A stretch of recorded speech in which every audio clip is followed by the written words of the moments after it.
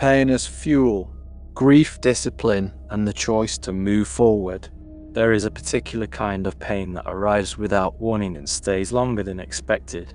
It shows up when you're alone at night, when sleep refuses to come, when your phone lights up and reminds you of a life that no longer includes you. Your chest feels heavy. Your thoughts spiral. The person you cared about has moved on, and you are left behind with questions, jealousy, anger, and a quiet sense of humiliation. You replay moments. You stalk social media. You imagine conversations that will never happen. You feel rejected, replaced, and insignificant. What makes this moment dangerous is not the heartbreak itself. Heartbreak is unavoidable. The danger lies in what you choose to do with the emotional energy it creates. You can allow it to rot inside you. You can waste months replaying what went wrong. You can beg for closure from someone who no longer cares. Or you can decide that this pain will never happen to you in the same way again. Most people choose the first path. They complain. They text paragraphs that will never be read with sincerity. They try to sound poetic, logical, or emotionally evolved, believing the right words will reverse time. But the truth is simple and brutal. When someone has emotionally left, no sentence will bring them back. They are distracted. They have already moved on. And every message you send only strips away your dignity. So what happens to all that anger, all that jealousy, all that grief? If it is not transformed into discipline, it becomes self-destruction. It turns into bitterness. It turns into excuses. It turns into stagnation. Pain that is not used productively will consume you from the inside. It will sabotage your health, your focus, your confidence, and eventually your future. This is why so many people never truly recover from heartbreak. They survive it, but they do not evolve beyond it. There is another option, but it demands accountability. You can decide that the version of you who was abandoned will no longer exist. You can become so mentally disciplined, physically capable, emotionally controlled, and purpose-driven that no single loss can destabilize you again. Not because you seek revenge, but because you refuse to remain weak. This is not about impressing anyone. This is about survival. Life is not gentle. Life is not fair. And life does not reward comfort. It rewards resilience. Many people move through the world with a mindset that shocks me. They experience setbacks and collapse. A relationship ends and they lose entire seasons of their life. They stop training. They stop building. They stop pushing forward. They mourn not just the loss, but their own potential. They say, "I had a bad few months." Months. Do you understand how blessed you must be to waste months? Some people cannot afford to waste days. Some people live in a reality where hesitation leads to disaster, where laziness results in ruin, where failure carries real consequences. If certain individuals paused every time they felt sad, everything they had built would collapse. Yet society has grown soft. Consequences are delayed. Comfort is accessible. Survival no longer demands excellence, so mediocrity feels safe. People fail daily, small failures, unnoticed failures, and nothing immediately happens to them. They skip workouts. They ignore opportunities. They avoid difficult conversations. They waste time, and still they eat, sleep, and survive. This does not mean they are winning. It means the world has become forgiving. In another era, this level of complacency would not survive. Reality would have corrected it. But now people are shielded from the results of their own negligence, and that protection breeds weakness. This is why becoming exceptional today is easier than ever. The competition is minimal. Focus alone places you ahead. Discipline separates you immediately. Consistency makes you rare. While most people drift to complain, and cope, a small percentage sharpen themselves daily. These individuals do not wait for motivation. They do not depend on mood. They do not waste pain. They convert it. Pain becomes fuel. There are memories powerful enough to rob you of sleep. Most people avoid those thoughts. They distract themselves, sedate their minds, and run from discomfort. But there is an advantage hidden here.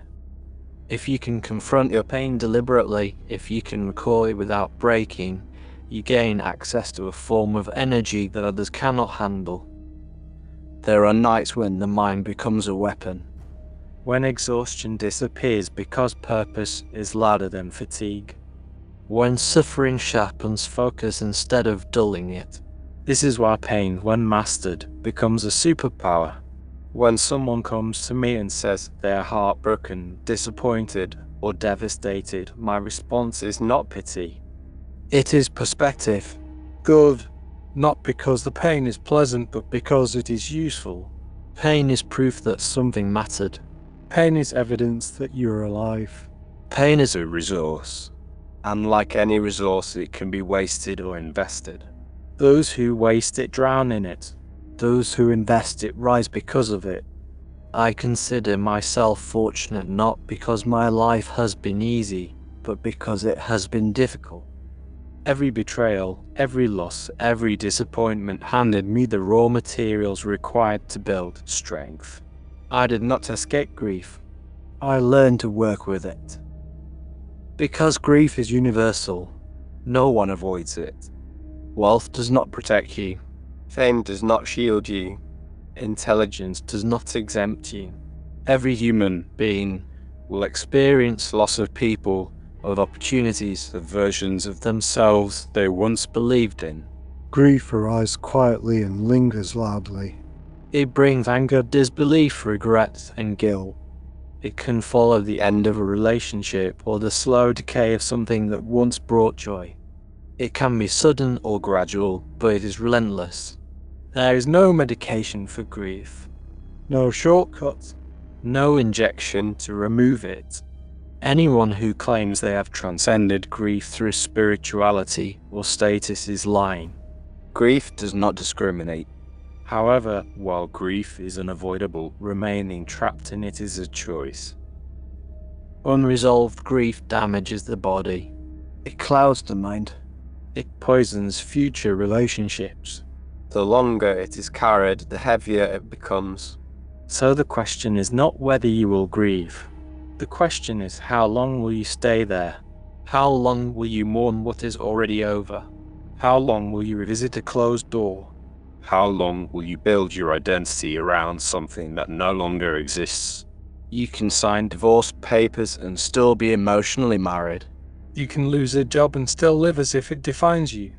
You can be abandoned and still give the person control over your thoughts. That is not healing. That is imprisonment. If you want to move forward, you must learn to let go. Not because what happened was acceptable, but because holding on to it is destroying you. Life guarantees disappointment. Betrayal will happen. Injustice will occur. These events do not determine your future. Your response does. Many people live wounded lives.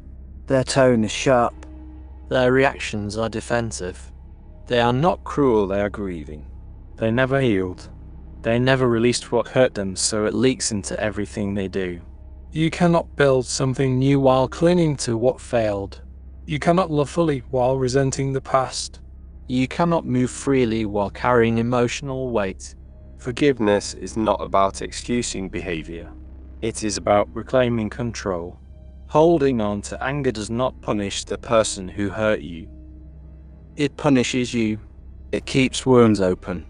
It delays growth. It prevents new opportunities from entering your life. There comes a moment when you must stand up, wash your face, and continue forward, not because you feel ready, but because life will not wait. Your past belongs behind you. Your future requires your attention. You cannot live at the grave of what could have been. Some experiences were unfair. Some losses were undeserved. That is not your fault, but remaining stuck there is your responsibility. You are not meant to live frozen in grief. You were designed to move, to grow, to evolve. Letting go does not mean forgetting. It means reinterpreting. It means deciding that your past will strengthen you instead of defining you. There are people you need to forgive, not for their sake, but for your freedom.